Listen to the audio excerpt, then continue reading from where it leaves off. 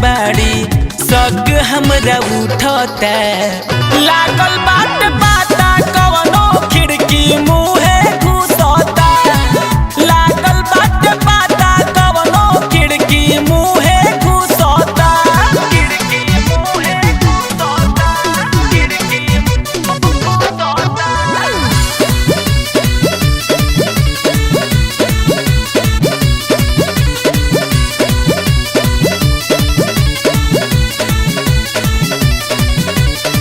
पहिले बेरी आइल रहली गदरल रहे जवनिया दिन पे दिन गिरल जाता रूपवा के तोर पनिया काहे रे पहिले बेरी आइल रहली गदरल रहे जवनिया दिन पे दिन गिरल जाता रूपवा के तोर पनिया रसगर मिठाई जैसे रसगर मिठाई जैसे होठ तोहर चूसता लागल बाट पाता कवनो खिड़की मुहे घुसता लागल बाट पाता कवनो खिड़की मुहे घुसता।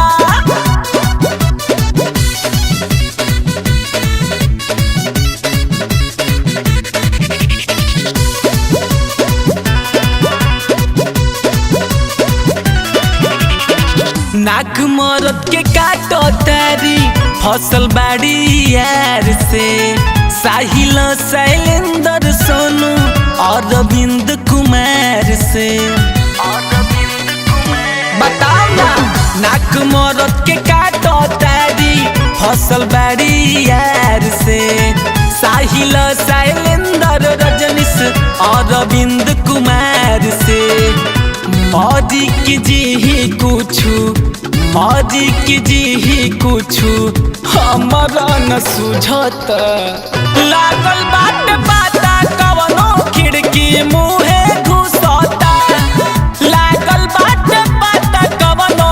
खिड़की मुहे घुसता। रट देखल बिया पर छाई बात कहत रहे मोर माई रट देखल बिया पर छाई बात कहत रहे मोर माई काहे ते सुखात बाड़ी काहे ते सुखात बाड़ी सबको हमरा उठता लागल बाट पाता कवनो खिड़की मुहे घुसता लागल बाट पाता कवनो खिड़की मुहे घुसता। आदित्य स्टूडियो मनिया मिर्जाबाद।